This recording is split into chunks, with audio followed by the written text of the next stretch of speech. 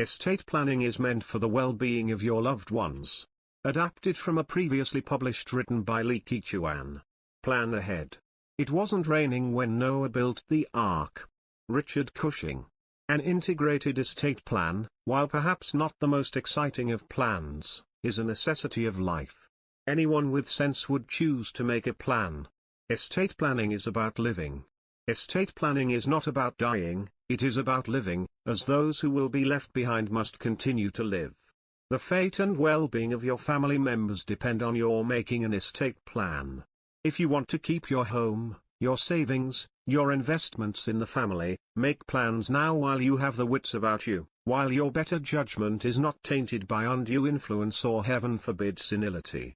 In settling an estate, the circus of sibling rivalry and other family jealousies and tensions, certain to bring out the worst in everyone, can be most distressing.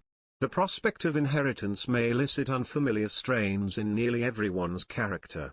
Everyone needs a plan, perhaps not a fancy plan with family trusts and tax schemes, but a workable game plan that will work for you and your family. Estate planning requires advice from right expert. Integrated estate planning is multidisciplinary, and requires the advice of the right expert. Nevertheless, it can be accomplished, and will prevent unwelcome surprises and hardship down the road. A thoughtful plan brings everyone concerned into the loop and helps keep the peace. Get started. The most important part of planning your estate is simply to get started. Thankfully, the first item on the agenda is easy. All you have to do is think, follow your better judgment and apply a healthy dose of common sense. Provide, preserve, perpetuate. When you start thinking, you will realize that you really do want to provide for those you leave behind, preserve your assets to your best ability, and keep your family and closest companions together. And, like any sensible person, you want to maximize and perpetuate what you have to distribute to your loved ones, after paying outstanding taxes and creditors. This thinking exercise is not necessarily compelling or pleasant, but it is critical. Once you get started, the process will begin to make sense and unfold quite naturally.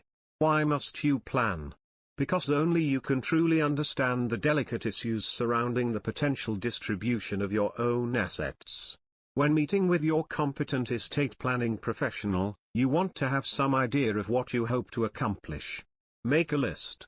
To begin the process of building an estate plan, a competent estate planner will need you to provide pertinent information about your assets registered under your personal name, those under your spouse's name, under joint names, and those properties under your private limited companies, as well as those owned by you but under another person's name. If you personally own business interests or private companies' shareholdings, add these to your list. This inventory is a useful tool, providing a general idea of the types of assets you own, your net worth, and how the distribution of some items is predetermined. In exploring the future, it is necessary to play what if. Too often I see simple wills who only take care of one type of situation. What if the testator, a person making a will, is gone? Double tragedy. As difficult as it might seem, consider the unthinkable. Such as the incidence of double tragedy, where both you and your spouse perish together. Questions must be asked about who will be the reliable and trustworthy substitute executor. If the distribution is not outright, will the executor be a dependable trustee? If your beneficiaries are minor children, who will be their guardian? Who will hold the bulk of estate on trust? The EPF money, the vast amount of life insurance proceeds, the money stuck in investment funds accounts, the properties, and others. Parents are usually not comfortable telling their children what they own, what and who they owe, how much they are worth and who they think should get what. Children are afraid to bring up the subject because they do not want to appear selfish or greedy. Everyone involved makes assumptions. Where second marriages, stepchildren, unmarried partners, and some other common but non-traditional situations exist, a family discussion may open up a can of worms. Yet these are the situations where an estate plan is critical. Calling the advisors. When you have a rough idea of what you want to accomplish, or even when you are unsure and need a neutral person to discuss your plan, it is time to look for a competent advisor.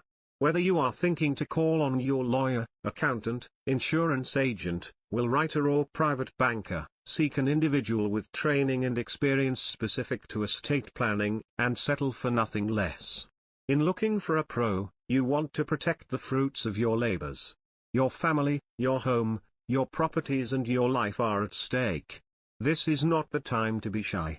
Ask for their credentials as well as their hands-on experience in handling estate planning cases. In conclusion, look for an advisor who is competent, experienced in estate planning and one you can trust. During the preliminary meeting, ask. Ask and ask again any question if you are not certain about any little thing. There is no such thing as a stupid question. If you are made to feel so, you are talking to the wrong person. Lee Ki-Chuan is a licensed financial advisor representative. He holds a BA from National University of Singapore and is a chartered financial consultant, chartered life underwriter, and a fellow, Life Management Institute USA.